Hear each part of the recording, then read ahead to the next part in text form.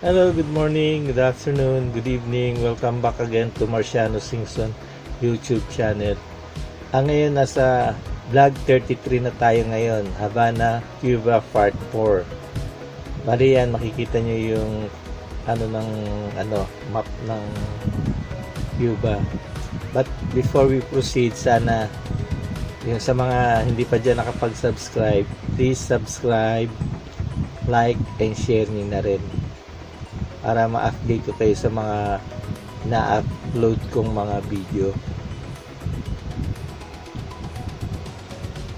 Kaya nung January 29, 2017 yan, nakabalik ulit kami dyan.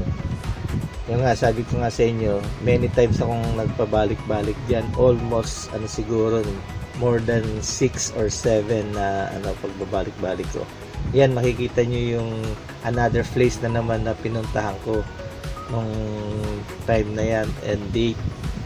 Bali sa ibang ako dyan pumuntang Eskinita, another street, because there's a lot of street there on that town. That's why I prefer to go another street to look another view. So yan nga, makikita nyo yung mga old structural nila na pinupuntahan ko nga.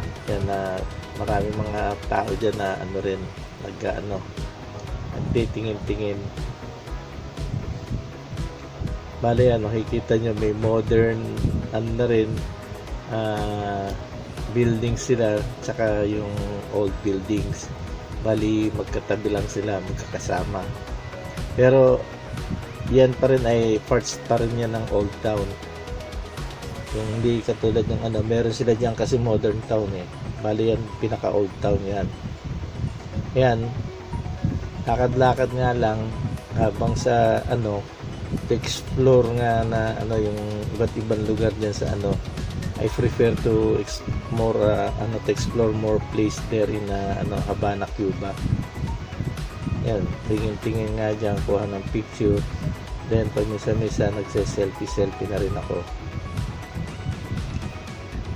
Ayan, bawat makita ko yung tulad niya, may nakita akong pinipicturean ko yung mga, kasi maganda rin yung mga painting nila dyan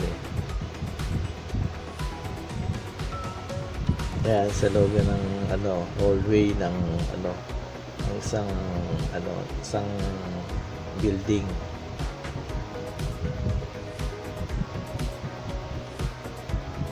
Ayan, nakikita nyo dyan paglabas ko. Ayan, may dyan parang chapel, church. There's a old church na pinapasyalan din ng mga tao, tsaka yung lugar na yan maraming mga historical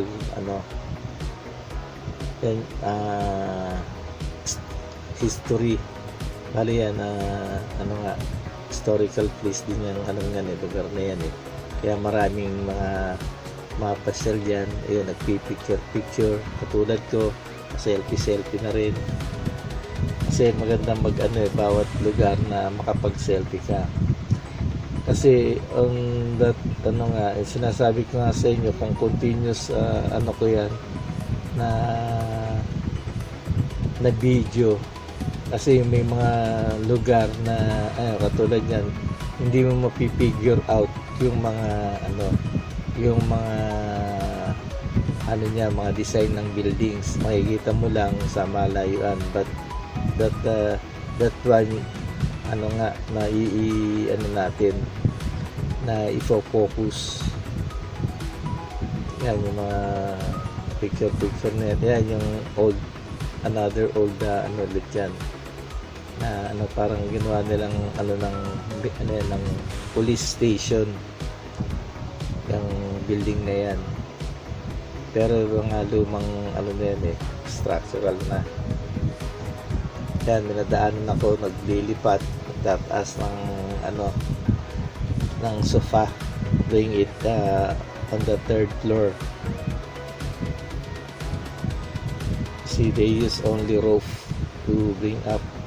Then that one yung isang restaurant na may display na scissor, big scissor.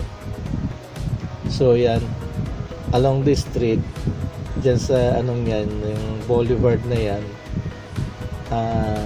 every street pinipicturean ko na kasi there's a lot of street there in the dyan sa along the boulevard, na I prefer nga na makita pa yung ibang view dyan sa mga street na yan.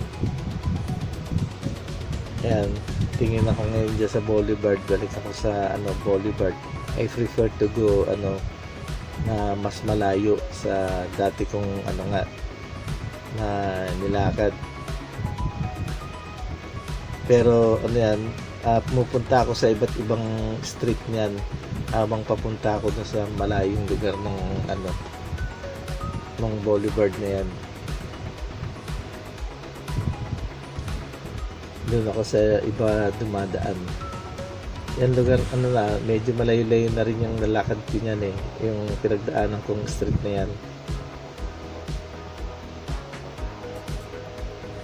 Yan, yung dati, yung mga view dyan, hindi masyadong kita kasi almost on the right side yung kuha ko ng mga photo at video. Ngayon, sa another side ng street, kaya yung mga buildings kitang-kita habang naglalakad ako papunta doon sa malayong lugar on the far place. Yan, nakikita nyo yung mga statue na nasa malayong lugar yan. It's very far from the city town. Kaya nga, I just walk along only, lang yan, lakad-lakad hanggang sa nakarating sa malayo. Yun, there's there's a bus also, and the other guy took a taxi to go there, but for me, I prefer to walk only. Yan, nakikita niyo yung 360 degrees doon na pag-ikot-ikot para makita niyo yung yung kapaligiran, the surrounding. Yan, may mga building na rin sila, mga dyan, mga bago. Yan, may mga maabot na dyan, mga mga service car. Yan, ayan ang another street na tinitingnan ko. Tapos medyo pagka pinapasyal ko rin. Yan, kikita niyo yung buses nila. Yan, yung isang nadaanan ko noon. Then yan nga, another street na naman, yung tumbok niya yung kikita niyo yung Capitol on that street. That I prefer to go that street for the next time I've been back in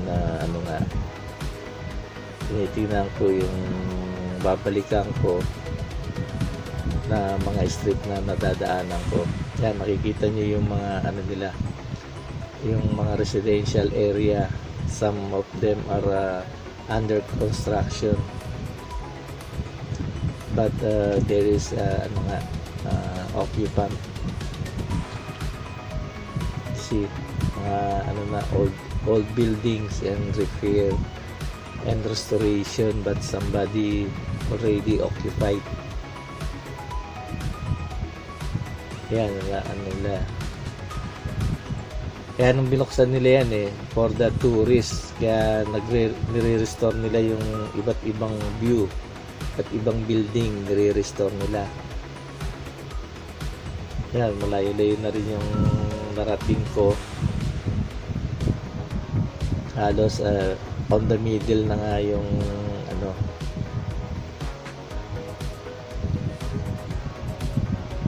yan, another street na naman. Kasi yung street na yan, makikita nyo kadalasan nga nakikita yung top of the Capitol building. Then yan statue na malaki. Yan did you see some street? Yan, continuous din ako ng lakad pa dyan hanggang sa malayo yung marating ko. Yan, another street. Kasi on the street, they go direct to the Capitol building.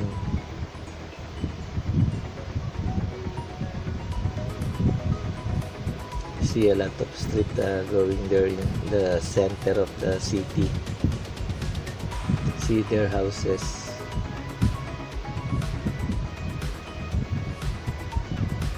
Yan, makikita nyo yung mga mga nagpi-fishing.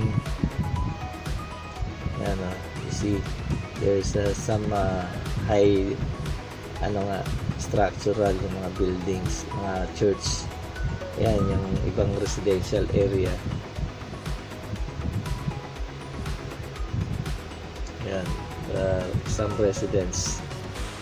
And the guy want to take a picture.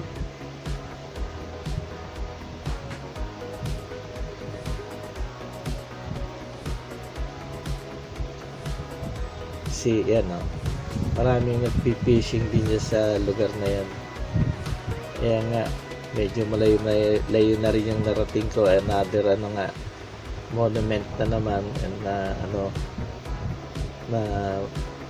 malayo sa city. Yan, bali lakad-lakad lang naman ako dyan hanggang sa kung saan ako makarating. Kasi kami dyan, when we are arrival, yun, nakikita ko dyan yung by telescope. I saw the place nga, yung the boulevard. Yung boulevard nila, nakikita ko kung kahaba ng boulevard niya by telescope. Kaya nga, I prepare to visit nga na dahil nakita ko sa malayuan.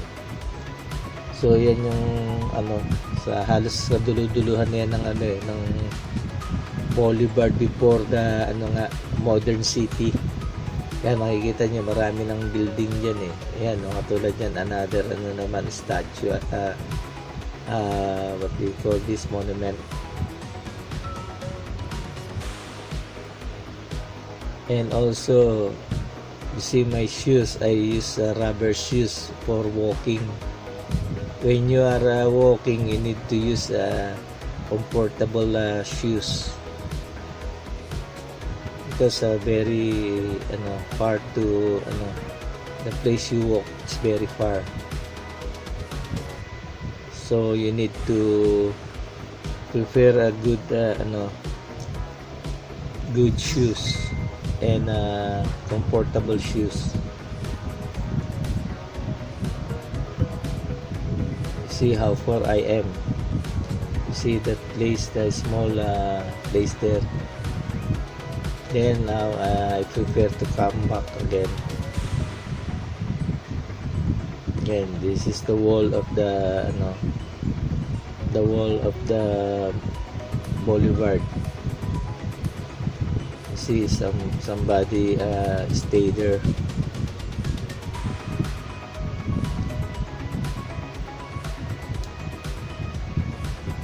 Yan nga, sa dulo, kaduluduluan.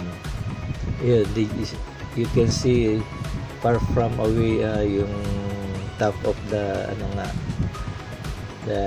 Capitol building.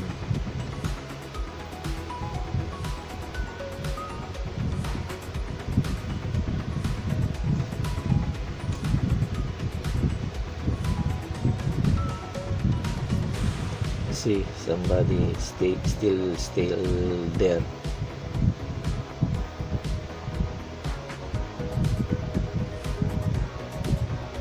So yan, continuous lang yung ko,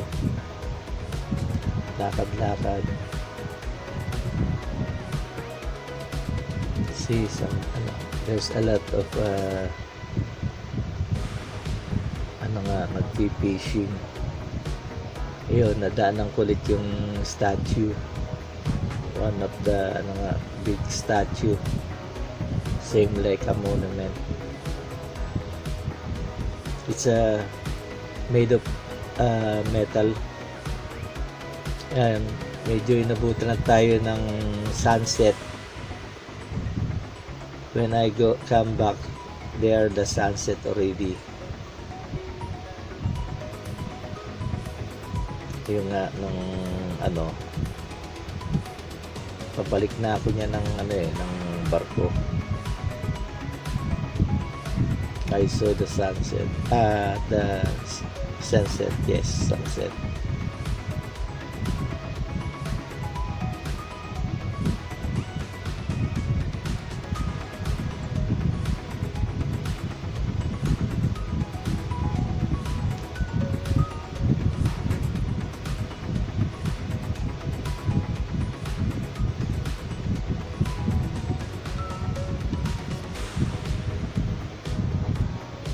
Yun, makikita niyo yung ano, sa malayuan yung ano, sunset niya.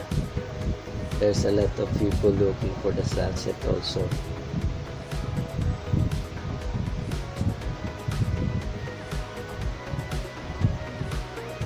Yan nga, medyo then after I come back, I go out again for the nightlife. I look around at nightlife. Then nung kinabukasan, after on that day, kinabukasan yan, we are already go on sailing. We are departing the place. Yun, makikita niyo habang nag-sail away kami, nag-photo pa rin ako dyan, picture sa sail away.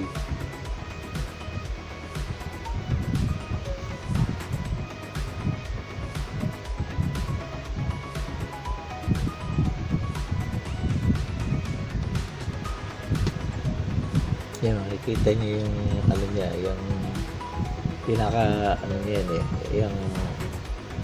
yung fort niya. Ayun, nandiyan yung Thompson, yung one of our what's this, principal, another principal, the Thompson ship also. It's a German flag, I think, German flag.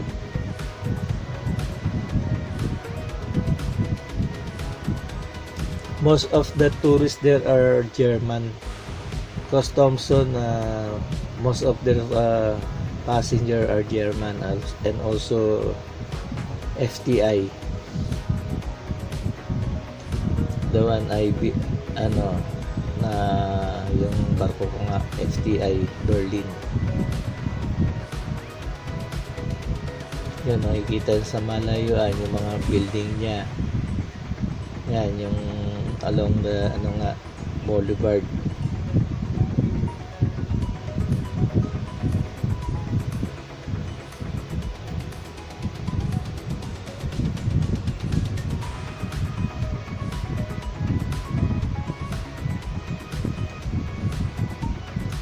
Yan, medyo patapos na tayo.